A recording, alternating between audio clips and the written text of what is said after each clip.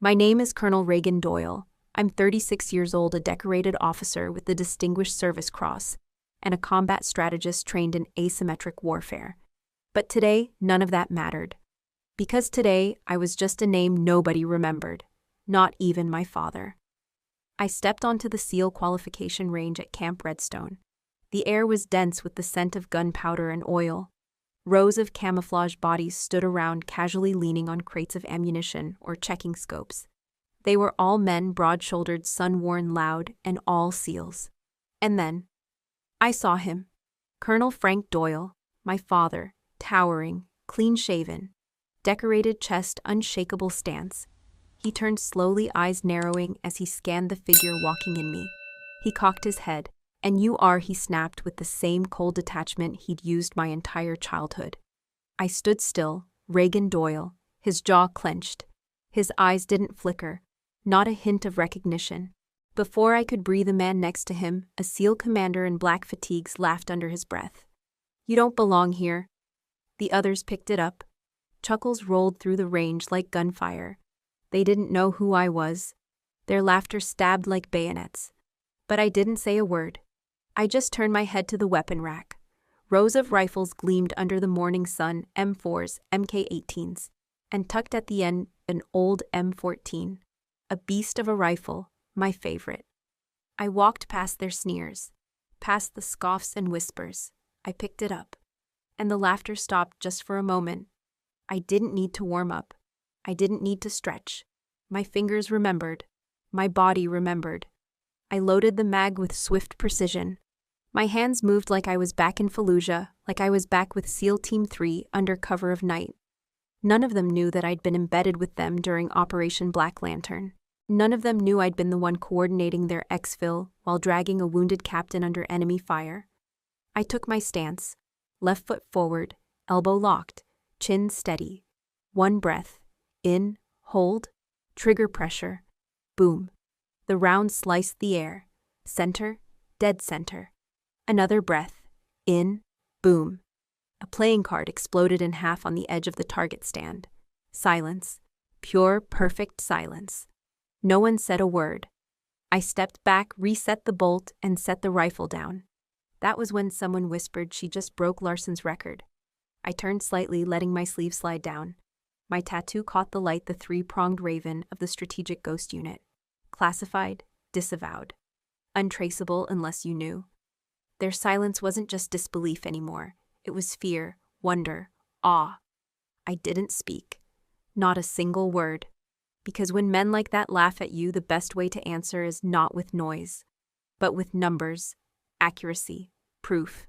I turned and walked past them, leaving only a trail of stunned eyes and trembling pride behind me. My father didn't move. He stood frozen. His eyes followed me, but they couldn't place me. Colonel Frank Doyle, hero of the Balkan Push, architect of the SEAL Training Reform Act, and the man who once told his daughter she wasn't strong enough to climb a rope, let alone wear the uniform. The man who hadn't spoken my name in nearly a decade. But now? Now the silence screamed. He couldn't look away. And neither could the others. She just beat SEAL's top record. Who is she? The words circled around me like ghosts, and they had no idea. They didn't know I was the operative who infiltrated the Kabul sleeper cell. They didn't know I was the mind behind Operation Icefall in the Arctic. They didn't know that every record in their dusty SEAL range had already been shattered by me years ago under a different name. They didn't know because actually I was never supposed to exist. Not to them, not to him. And maybe in that moment I understood something cruel but clear. You don't need to be accepted to be exceptional. You don't need to be remembered to be respected. You just need to deliver when it counts. I didn't look back. I walked straight off the range past the stunned, the small-minded, and the suddenly silent. I left behind the doubt, the history, and the father who'd chosen legacy over blood. And I walked into the truth I'd been carrying my whole life.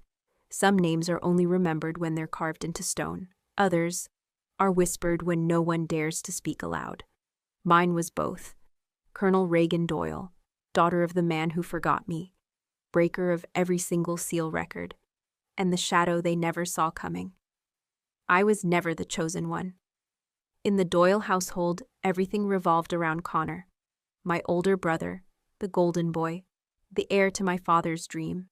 Dad used to call him the next Admiral Doyle before Connor even learned to swim. His room was filled with naval posters, medals from youth shooting competitions, and photographs of him shaking hands with retired SEALs. Mine was tucked at the end of the hall, quiet, no visitors, no expectations. Mom was the only one who saw me, really saw me. She'd brush my hair in the kitchen and whisper, "You're the steady one, Rhea, the strong one." But when I turned 12, she got sick. And fast. Within months, she was gone. After that, it was like I disappeared too. Dad buried himself in work. Connor's Annapolis prep classes became the new religion. Our dinner table became a briefing room. Discussions were no longer about family. They were about strategy, legacy, ambition. I ate in silence. I studied alone. I trained in secret. While Connor was praised for every passable test, I aced my exams and tucked the papers into drawers. When he got a participation ribbon, it went on the fridge. When I won first place in district track, no one came to the meet. I learned to stop hoping for applause, or even acknowledgement. I started waking up early to run before anyone was up. I taught myself to shoot with a BB gun in the woods behind our house using soda cans and pine cones as targets. I shadowed Dad's old training manuals, memorizing drills I wasn't allowed to learn. By 16, I could lift more than Connor. By 17, I'd hacked together a training regimen more brutal than his SEAL prep program. But in Dad's eyes, I was still invisible. When Connor applied to Annapolis, the entire house held its breath. He was rejected. The first time, then the second, then the third. And still Dad said, "Don't worry, son. It's political. They'll see your potential soon." When I quietly applied to the military academy on my own, with no support, no recommendation from Dad, I didn't tell anyone. I didn't expect anything. I just tried. I got in, top percentile, full merit. I left the acceptance letter on the kitchen table one morning. No one said a word. Dad moved it aside like it was a catalog. Connor didn't even glance. There was no congratulations. No, "We're proud of you." And so I packed my bag in silence. I hugged no one. No one saw me out the door. But that day, stepping onto the cold steel steps of the academy bus, I made a vow, quiet, private, but eternal. If they wouldn't see me now, they'd damn well see me later. Not because I needed their praise, but because I wanted to prove to myself that I was never the lesser Doyle, just the one they underestimated. I never told anyone when I enlisted. Not Dad, not Connor, not even the few people who claimed to be my friends. At the recruitment office, when they asked for a preferred call sign, I wrote R. Doyle. No first name, just the initial. I wanted to disappear in plain sight. Not out of shame, no, never that. But because anonymity was my only shield. Being the daughter of Colonel Frank Doyle came with too many questions, too many assumptions. I didn't want doors opened for me. And I sure as hell didn't want them closed because of him either. I went through training with the same intensity I'd built into myself for years. Zero complaints, zero hesitation. I excelled in land navigation, hand-to-hand combat, and precision marksmanship. The instructors noticed, quietly. No praise, no spotlight, just a nod here, a longer glance there. After my final qualifying exam, one of them pulled me aside. "We're assembling a classified team. Off-grid. Deep intel.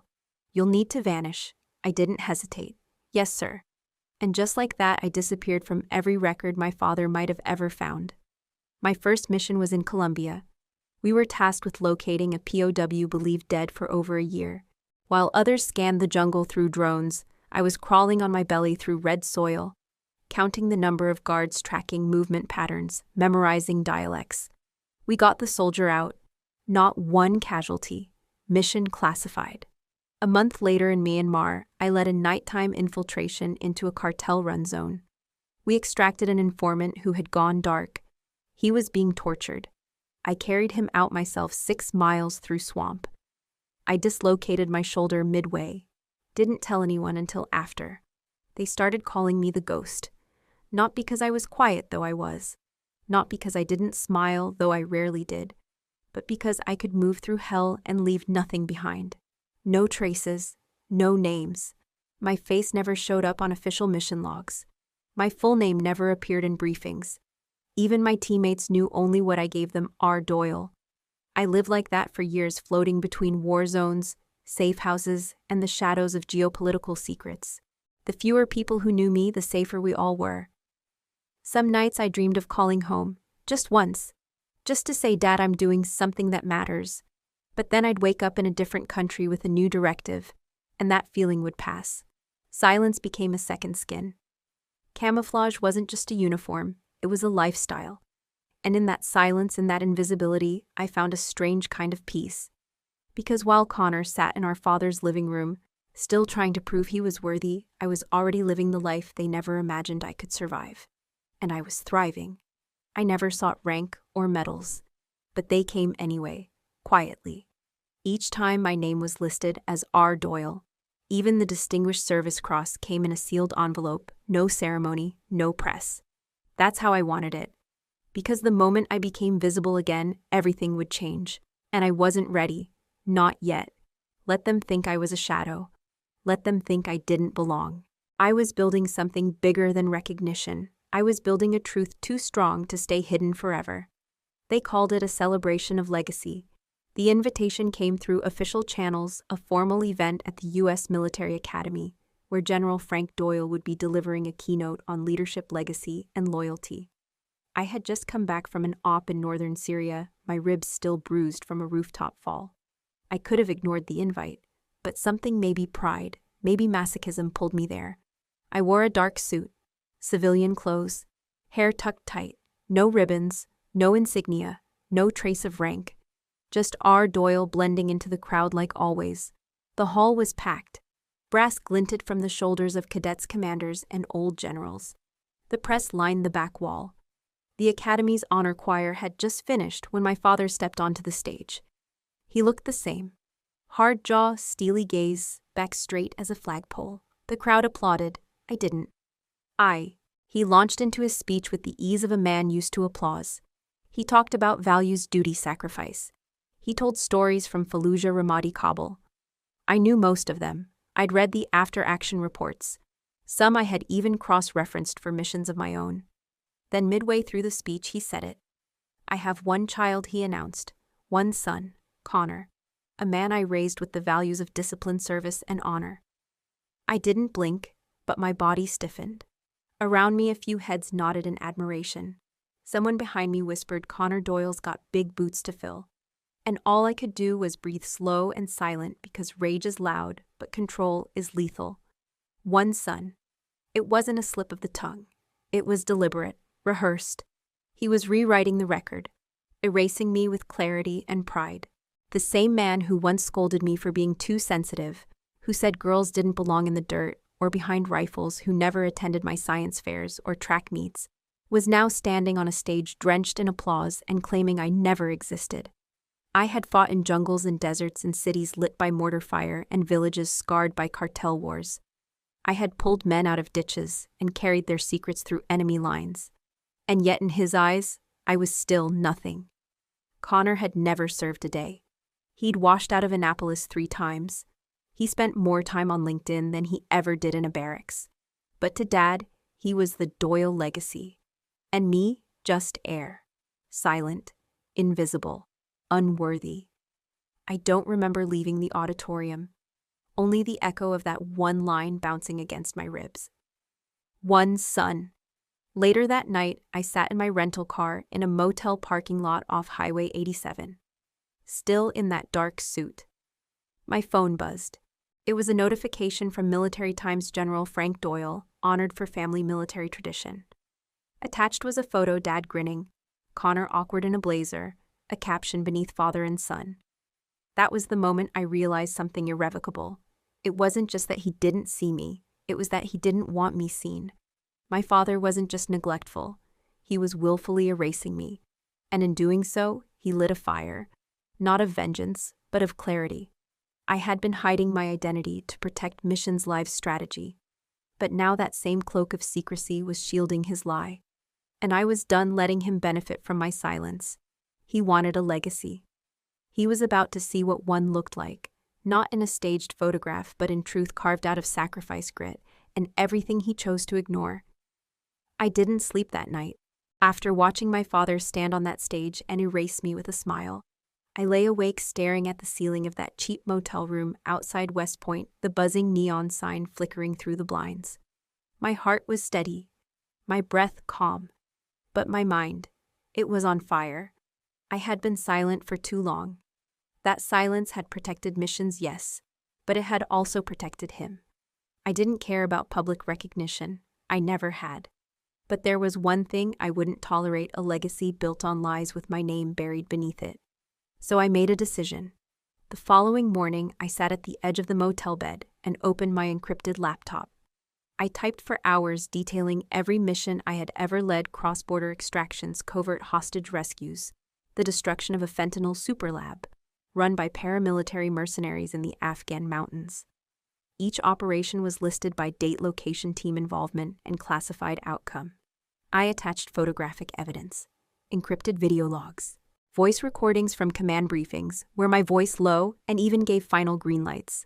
I ended the report with one-line service history of R. Doyle, U.S. Army Intelligence Command request for Medal of Honor consideration under true identity, Colonel Reagan Doyle. Then I included one final attachment: my official military ID issued just 3 weeks earlier during a reclassification process, bearing my full name, my rank, my clearance level. There was no more hiding. I submitted the report directly to the Pentagon through official encrypted lines to the Honors and Awards Evaluation Division. I waited. 3 weeks passed, then 5, then 7. Silence. On the 8th week, I received a formal letter. Not a call, not a meeting, a letter. It began with bureaucratic niceties. "We appreciate your service. Your record reflects commendable leadership. The review process is ongoing." But the next paragraph made my blood run cold. "After review, your file has been withdrawn from consideration for the Medal of Honor on grounds of insufficient documentation regarding battlefield recognition and public mission confirmation." The recommendation was not endorsed by the supervising general officer. The name signed at the bottom: General Frank Doyle. My father, he had reviewed the Medal of Honor list that year, and he had chosen to strike me off. He was the supervising general officer.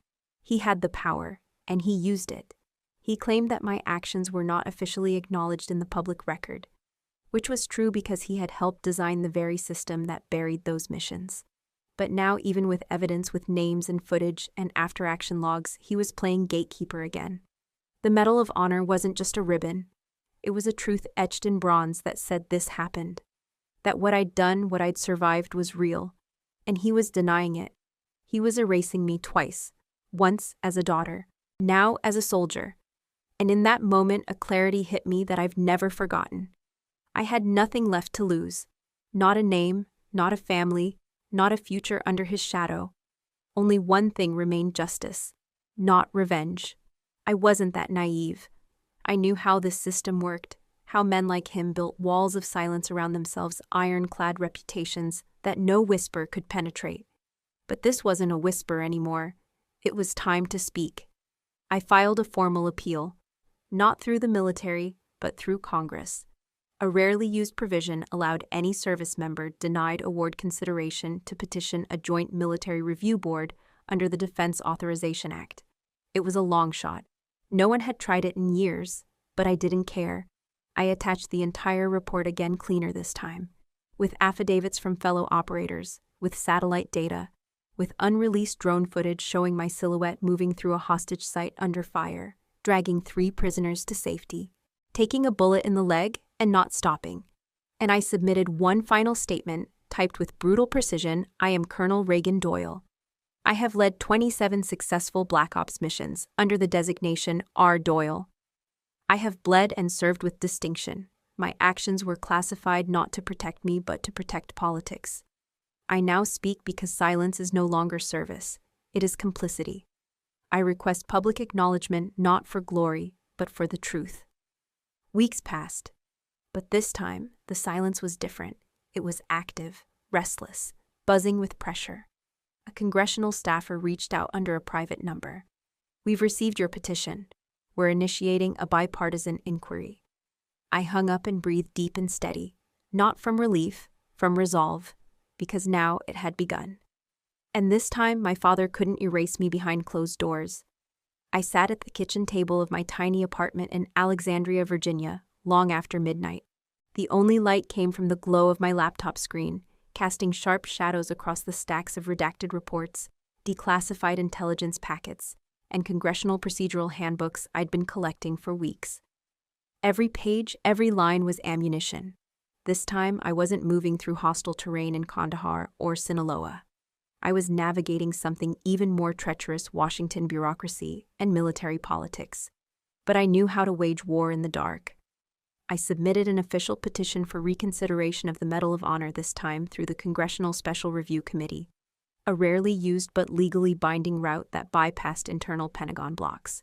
My appeal included everything: mission footage, satellite overlays, biometric data, field citations from 3 separate units, and a personal statement signed by Lieutenant General Voss, now retired, who had commanded the Southern Theater when I neutralized the Al-Hadi chemical stockpile. But that was just the beginning. With the help of a military attorney willing to risk their career, I compiled a whistleblower dossier against my father, General Frank Doyle. It documented a pattern of favoritism, personal interference in commendation pipelines, and active suppression of my file, under the guise of insufficient transparency. I had dates. I had signatures. I had witnesses. I had been quiet my whole career. But now I was going to speak, and I would speak through process. The petition caught fire in the back halls of Capitol Hill. Senator Carolyn Reeves, a veteran herself and a known advocate for women in the military, took interest after reading my redacted submission. She requested a private briefing. I walked into her office in full-dress uniform medals, sharp collar, high ribbons earned but unrecognized. I saluted. She didn't ask for pleasantries. She asked for truth. I gave it to her. Every mission, every omission, every block my father had put in place to keep me invisible. Her brow furrowed. She folded her hands and said, "This isn't just about a medal. It's about a system." Exactly. Within a week, she had convened a bipartisan preliminary inquiry, citing unusual suppression patterns in commendation routing involving high-ranking relatives. My father was not named, but the implication was clear.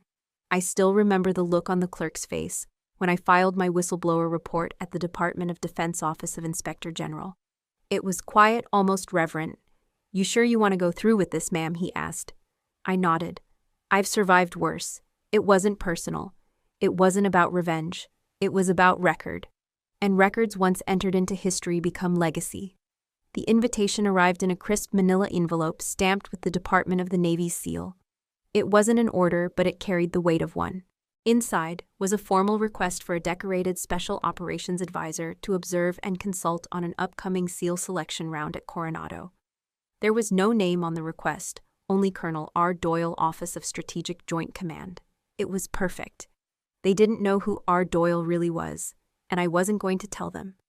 When I stepped off the chopper at Naval Amphibious Base Coronado, the morning air was thick with fog and salt. I wore civilian tactical gear, no rank, no insignia, just credentials in my back pocket and a neutral expression on my face. I kept my hat low and my voice lower. From the observation deck, I watched as the candidates moved through the obstacle course. Barked orders, sand-filled boots, sweat-soaked uniforms. Their muscles strained, their faces cracked, but none of it was unfamiliar. I'd been through worse in terrains they'd never pronounce correctly. The officers gathered on the command line were all men I knew by name, though they didn't know me. Not truly. My father stood at the edge, clipboard in hand, flanked by Commander Seth Willis, SEAL Team Evaluation Chief.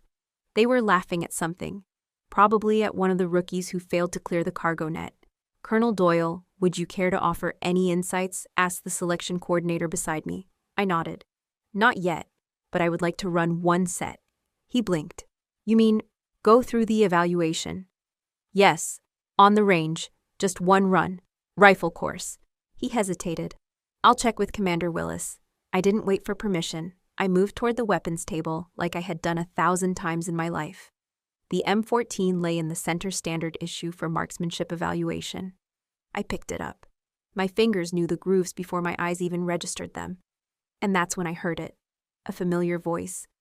"And you are my father," snapped from behind me, as if sensing something off. I turned slowly. Name? Asked Commander Willis. R. Doyle, I said plainly. Willis laughed. You don't belong. The line of instructors chuckled in agreement. I said nothing. I stepped to the firing line, chambered around, and exhaled. The moment my finger pulled the trigger, the silence hit like a wave. First shot center. Second shot split a playing card taped to the target. Third dead center of a moving clay. I heard a gasp. Someone muttered she just broke Larson's record. Then came the final shot, an off-angle ricochet that shattered two distant sensors no one had ever touched. I lowered the rifle, took 2 steps back, and set it down without a word. Someone reached for the clipboard. Commander Willis turned to my father. She just broke every record we have. My father's face paled. I didn't look back. I didn't smile. I didn't speak. I had done what I came to do. They laughed before, but now they stared. And they didn't even know who I really was. Not yet. They didn't know who I was when I shattered every SEAL record. But the silence that followed those shots didn't last. It never does. By nightfall, murmurs had already begun to circulate inside the base. Who was that woman? Never seen her on any SEAL list. Where'd she train? She called herself R. Doyle. Same as that Black Ops file name, people don't like voids. And silence. It invites curiosity, especially in a place that breeds hierarchy, record-keeping, and suspicion like oxygen. I had planned to slip out just as quietly as I had entered, but fate, or perhaps irony, had different ideas. The first crack came from a young enlisted Marine who worked logistics and had once served forward ops in Kandahar. He spotted the Raven tattoo on my forearm when I reached to sign my departure form. He froze. Ma'am, did you ever serve with Task Unit Delta 19? My pulse tightened, but I kept my voice flat. No comment, but he had already seen too much. The black ink, the stylized raven with a broken wing and a single red eye was not standard. It wasn't even regulation. It was legacy. It belonged only to one unit, Shadow Raven, a unit that officially didn't exist. A unit I had helped build, lead, and shield from public knowledge. A unit responsible for missions that had never been confirmed, including the one that saved 200 lives during a hostage rescue deep in Kandahar province. By morning, that Marine had spoken to 2 others, and one of them had a brother who worked in defense journalism. 2 days later, my email pinged with a request from the Washington Sentinel. Dear Colonel R. Doyle, we are preparing an investigative feature into covert rescue operations in Afghanistan, particularly the 2017 incident near Kandahar, which resulted in the safe evacuation of over 200 civilians and allied personnel. We have reasons to believe the operation was led by a figure known only as Shadow Raven. Would you care to confirm or comment on the connection between this identity and your name? I didn't reply. But the floodgates had opened. Online forums lit up. Photos from the SEAL range started leaking grainy, low-res screenshots of me holding the M14. Blurry or not, they caught the tattoo on my left forearm, cross-referenced with older photos, scraped from a declassified training brief in CENTCOM's archives. Someone posted side-by-side comparisons. And then they found the match, a tactical command, still from helmet cam footage leaked years ago but never identified. The figure's face had been blurred, but the patch, the gait, the rifle stance, it was me. Within hours, hashtags like Totter Shadow Raven, per SEAL Ghost, and Who Is R. Doyle were trending on military Twitter. A speculative Reddit thread dissected my shooting stance and linked it to a series of irregular medal citations across different branches, many of which I had quietly facilitated as team leader, always under aliases. Then came the biggest breach. Someone posted an anonymized after-action report detailing the Kandahar operation never before seen publicly. And in the corner, an embedded signature, R. Doyle, Commander, Task Unit, Delta 19, codename Shadow Raven. The press went into overdrive. CNN requested an interview. Fox News labeled me the real American sniper, who nobody knew. Veterans groups sent thank you letters to the Pentagon. A congressman from Virginia called me a hidden hero, finally stepping into the light. I wasn't ready. I had kept my identity secret for 2 decades for a reason. I believed in the work, not the glory. I had chosen invisibility so I could keep doing what mattered and survive it. But now the mask was slipping. And somewhere deep in D.C., my father, General Thomas Doyle, had already seen the headlines. already read the same Reddit threads, already connected the dots. The same daughter he had dismissed, the same soldier he'd erased from award nominations, was now being hailed as a myth come to life. And the world wanted to know more. But I still had one move left. And it would happen not in whispers or behind black tape, but in the full light of day, before the eyes of the nation. Because sometimes, to rewrite a legacy, you have to let the truth stand naked in the storm. I had stood in jungles and deserts, walked through enemy fire, led men and women through hell and back. But no battlefield had ever felt like this. The invitation arrived 3 weeks after the SEAL Range incident went viral. It came not from the Pentagon, but the Naval Officer Training Command. A formal letter embossed with gold trim, Colonel Reagan Doyle. You are hereby invited as the guest of honor and keynote speaker at the Naval Commissioning Ceremony for the graduating class of SEAL cadets to be held at Fort Stratton Base. Your presence is requested to deliver the honor address and present the Excellence in Valor Award to the top performing recruit. It was signed by Rear Admiral Clifton Grant, who notably had once served beside my father. I stared at the envelope for hours before deciding. If I walked onto that stage, I wouldn't just be stepping into the light. I would be confronting the shadow of a lifetime. The ceremony was scheduled for noon on a warm spring Saturday. Fort Stratton's Hall of Honors held about 500 people, officers, graduates, journalists, and family. The broadcast would be streamed live on military networks and rebroadcast later on national television. I arrived early, not in camouflage, not in my old combat boots, but in full formal uniform, silver eagles, black gloves, service ribbons except one. The Medal of Honor, still pending, still withheld. As I waited backstage, I scanned the printed program. There it was under keynote speaker COL, Reagan Doyle, U.S. Army Intelligence Command Operation Shadow Raven, declassified my name, my title, and at last, my truth. The stage was set with a lectern flanked by 2 SEAL honor guards. Behind it hung a massive Navy flag and the seal of the Department of Defense. I recognized a few faces in the front rows, brass from every branch advisors, even a former defense secretary. And there, 3 rows back in his full-dress uniform, was my father, General Thomas Doyle, flanked by my brother Connor in a freshly pressed lieutenant's coat. Neither of them knew. The MC's voice echoed from the podium, clean and practiced. And now, to deliver our keynote address and present the Valor Award, please welcome Colonel Reagan Doyle. The name rang out like gunfire in a quiet room. My father's shoulders stiffened. Connor blinked confused. I stepped out from behind the curtain. Silence, complete and profound. One officer's pen dropped. Someone near the back gasped. A reporter's camera clicked once, then again, as if no one could believe what they were seeing. I walked with measured steps to the podium. My boots didn't echo, they landed like hammers on the legacy they had denied me. I glanced toward my father. His jaw was clenched, his knuckles white around the program booklet, his face drained of color. Connor's eyes flickered with recognition and shame. I cleared my throat. My voice, when it came, was steady, unshaken. Good afternoon. I am Colonel Reagan Doyle. For over 20 years, I served in operations too classified to name. I led missions that left no signatures, saved lives without parades, and honored my oath when no cameras were watching. I am the daughter of General Thomas Doyle. Gasps, audible. I let that truth settle like dust over a war-torn field. I was also the commander of Task Unit Delta 19, codenamed Shadow Raven. You didn't know because I wasn't meant to be known. That was the price of protecting others. A price I paid alone. The audience was frozen, locked in a collective state of disbelief. My name was scrubbed from citations, my deeds attributed to ghosts. And when I submitted my Medal of Honor nomination, I learned that my own father struck it down. I didn't flinch. I didn't shout. The weight of those words did the work for me. This ceremony isn't about revenge. It's about truth, about the quiet soldiers, the silent leaders, the daughters who rose when no one believed they could, and the ones who kept rising, even after being erased.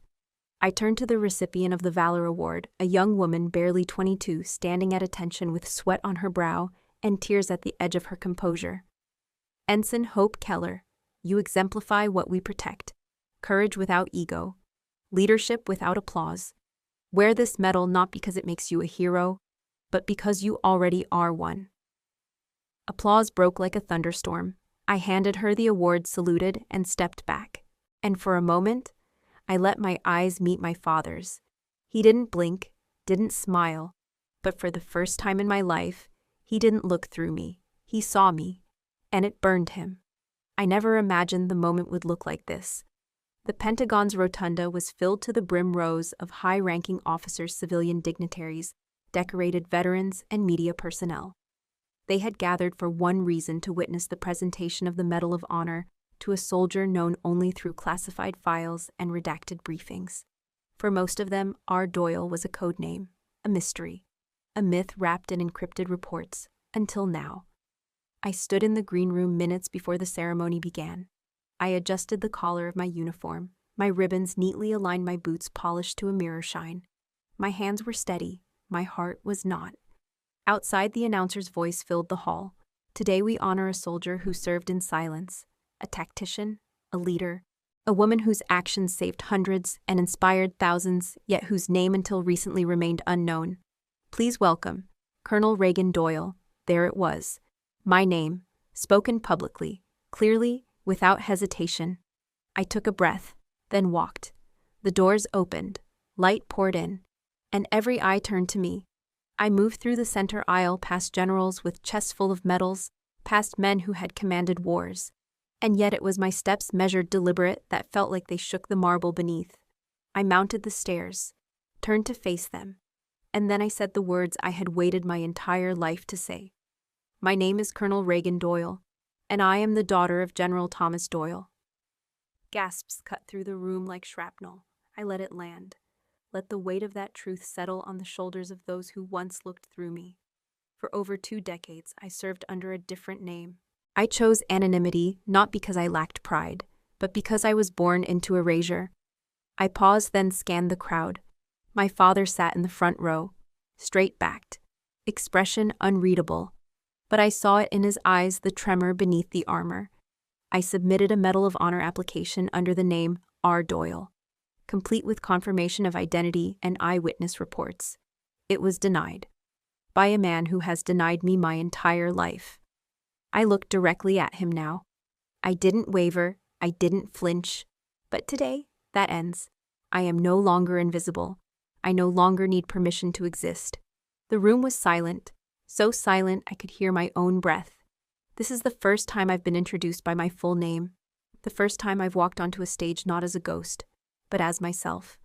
I reached toward the velvet box on the podium, opened it, and saw the Medal of Honor, bright, still silent.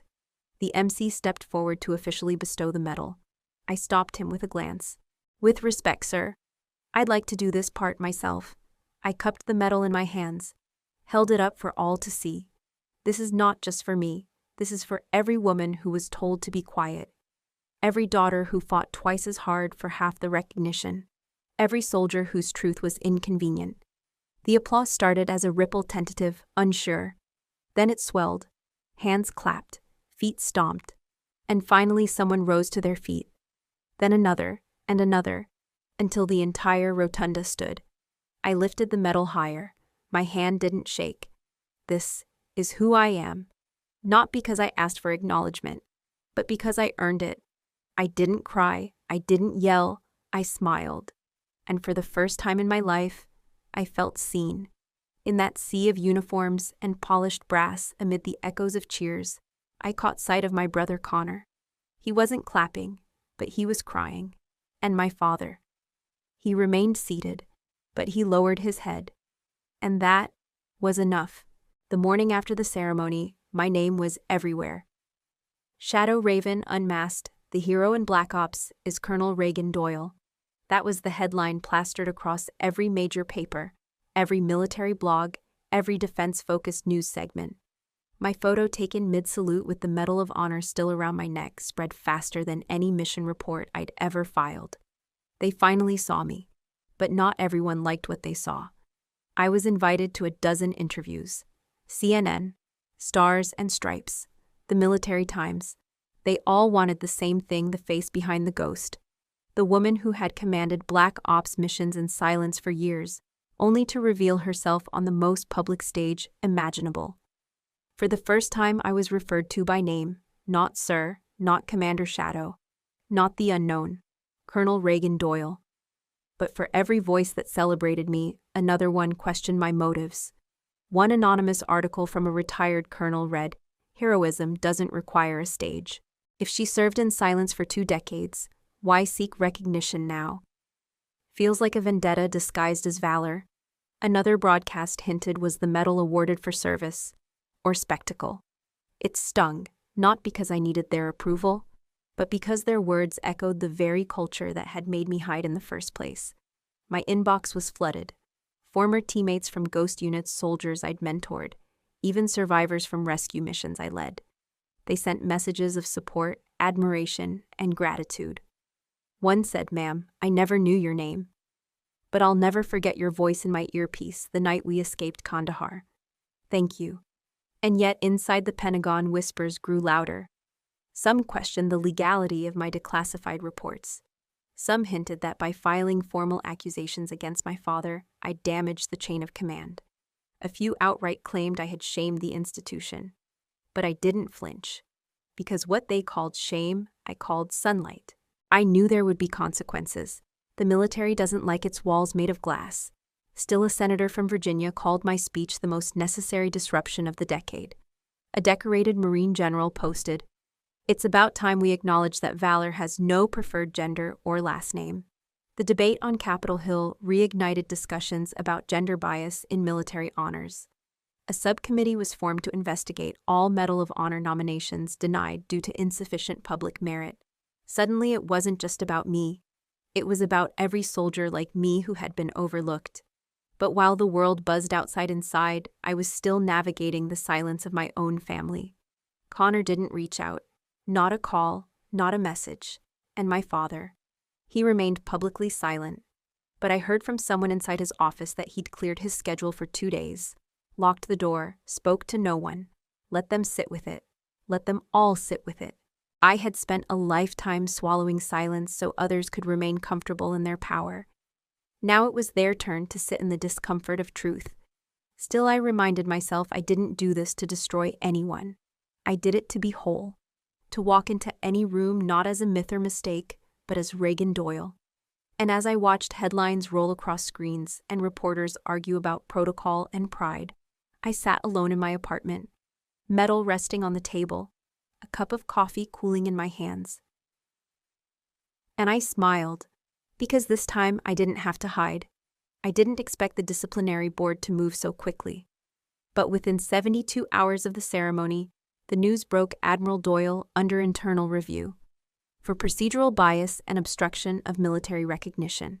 He didn't show up to work that morning. He didn't answer calls.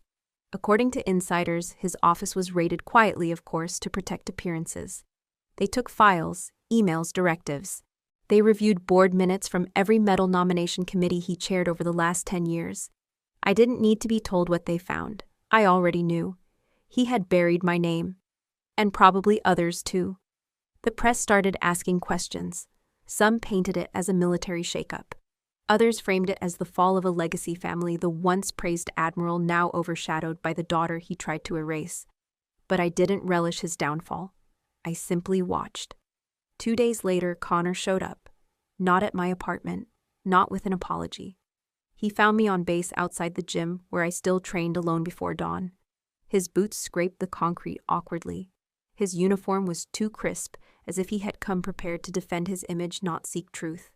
I didn't stop my reps, but I looked up. He hesitated, then spoke, voice low, almost rehearsed. "I didn't know it would go this far." Those words hung in the air like smoke. This far, as if justice was a crime. As if my life, my identity, was an inconvenience that had spiraled out of control. I stood, wiped my hands, met his gaze, but I did. There was no fury in my voice, no scream, no accusation, just truth. His mouth opened, then closed. He didn't know how to argue with certainty. He only knew how to navigate silence, shame, and scripted loyalty. He tried again. "You should have told me," I shook my head. "Would you have believed me?" Or would you have run it by Dad first? He flinched. That was answer enough. He looked down at the floor, shifting his weight, searching for something to anchor the moment. I thought we were on the same side. I didn't laugh, though the irony was sharp. We were. Until I realized I was standing behind you, not beside you. Silence. Then Dad's been demoted. His tone carried no grief, only fact. Like it was a weather report. Like he hadn't been shaped by that same man's shadow his entire life. They reassigned him to administrative review. He's off the command track. I nodded. That's between him and the system. Connor finally looked at me, really looked. There was something fragile in his eyes. Maybe regret, maybe confusion. So what happens now? I folded my arms. Now I keep doing what I've always done. I serve. I lead. I don't need a family name to validate my worth. He blinked. Are we done? A question heavy with years of misalignment. I answered without pause. We never even started. And I turned back to the gym, not out of spite, but because I had no more words left for those who only listened when the world forced them to. Behind me, I heard nothing. No footsteps, no apology, no attempt. That was the real silence, not the one they forced on me, the one they now had to carry. I left the military quietly, no retirement ceremony, no farewell salute, no speeches carved with polite fiction. Just a signature, just silence. The same way I came in, the same way I fought, the same way I chose to exit. The official paperwork listed 21 years of honorable service, and while that was true, it didn't begin to explain the weight of what those years contained. It didn't mention the identities I wore, or the people I became, or the truths I buried to survive. I didn't leave because I was bitter. I left because I was done. I had nothing left to prove, no more hunger for validation, no lingering need for the approval of a structure that had once erased me willingly or blindly. What they gave me in the end, a medal, applause, headlines, could never undo what had been denied. But I never wanted retribution. I wanted release. I didn't announce my retirement to the press. There were requests, interviews, profiles, documentaries. People wanted the real story of Shadow Raven. They wanted footage, a feature, a name to associate with every operation I'd led in silence. But I declined. I didn't want to be remembered for what I did in secret. I wanted to build something in the open. 3 months after I stepped down, I opened the Doyle Center for Veteran Women. Not in D.C., not in Manhattan, not near any power hub. I chose Colorado. Quiet mountains, resilient forests, unpretentious people. The kind of place where healing feels less like a statement and more like a breath. The center wasn't just a facility, it was a lifeline for women like me. For those who wore uniforms in war and came home to invisibility. We provided tactical retraining, mental health care, legal advocacy, and more importantly, space. Space to speak without judgment. Space to cry without shame. Space to lead again, this time on our own terms. I didn't put my name on the building, just the mission built for those who fought without applause. Some of the women who walked through our doors didn't know who I was. Others had pieced it together. They'd whisper, "Is that her?" But they never asked directly. I preferred it that way. I was never after legacy, only purpose. Once a younger veteran asked me in passing, "Don't you hate him for what he did, for what he denied you?" I thought about it for a long moment. Then I answered, no, I forgave him, but not for him, for me. Because hate is a chain. It keeps you tethered to the thing that broke you. It keeps the wound alive, pulsing, waiting for validation that may never come. Forgiveness wasn't permission. It was freedom. He never reached out again. Neither did Connor. I didn't expect them to. I had let go of needing an ending from them. Sometimes there's no redemption arc, no reunion, no mutual understanding, just facts and choices. My choice was peace. Every morning, I train with the women. I teach them the drills that saved me. I watch them relearn trust, not just in others, but in themselves. I watch them carry each other the way no one ever carried me. Sometimes I wonder what would have happened if I had stayed in longer, if I had used my new visibility to climb higher, speak louder, push for reform. But then I remember impact doesn't need to echo to be real.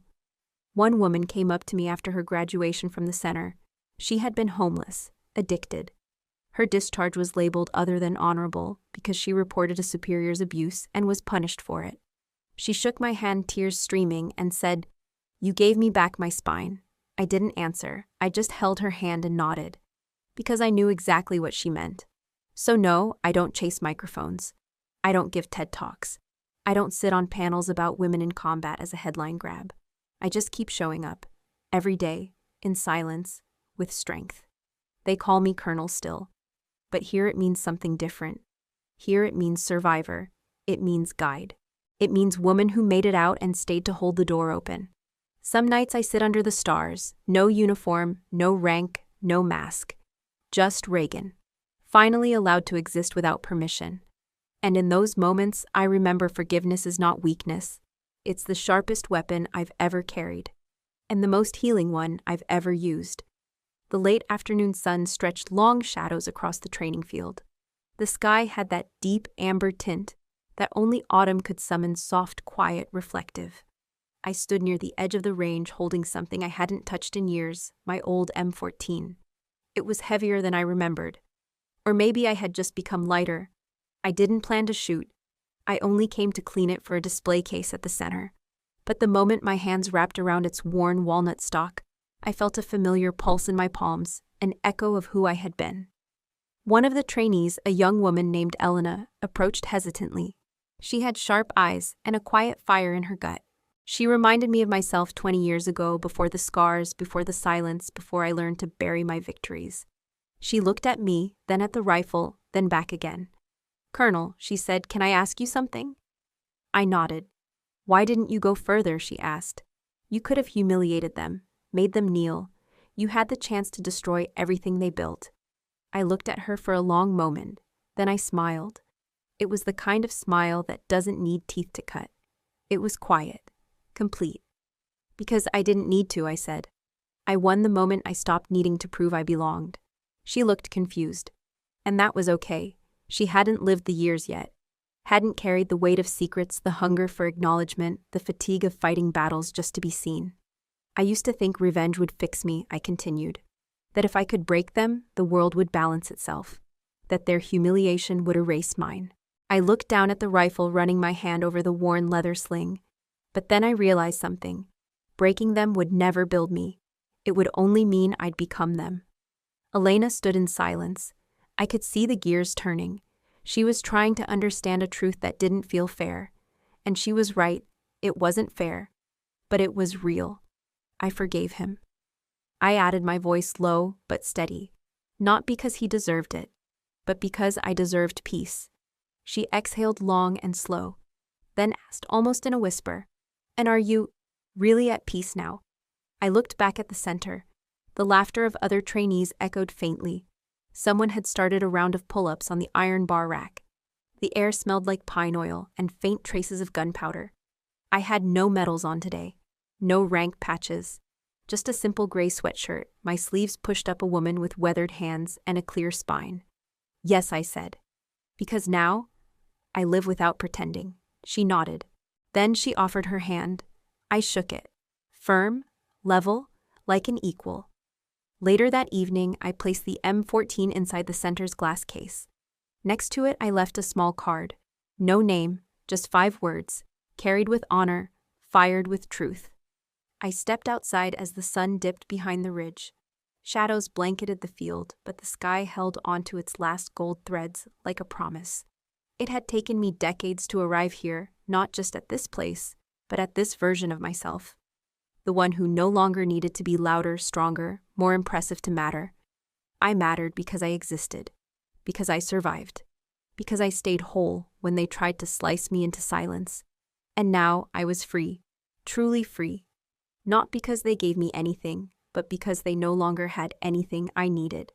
Before I walked away, I turned back to the field once more, and for a fleeting moment I imagined the girl I once was, 12 years old, trembling in her father's shadow, clinging to the hope that maybe one day he'd look at her and see someone worthy. I closed my eyes. "You were always enough," I whispered. "You just needed time to remember." Then I smiled, and I walked into the fading light, not as a colonel, not as a daughter, not as a shadow, but as Reagan Doyle, exactly as I was always meant to be. They tried to forget me. They removed my name from the manifest, the plaque. The stories passed around like shared cigarettes in bunkers and foxholes. They scrubbed me out of documents like a stain, thinking if no one spoke it aloud, then maybe my worth would vanish too. But you can't erase what you never created. And if you're watching this, and you've ever felt the same overlooked, underestimated, cast aside by those who should have stood beside you, then let me tell you something I wish someone had told me sooner. No one gets to define you. Not your father, not your commanding officer, not your bloodline, not a committee of men in ironed uniforms who measure legacy in medals instead of integrity. You are not what they refuse to see. You are what you fight for when no one is clapping.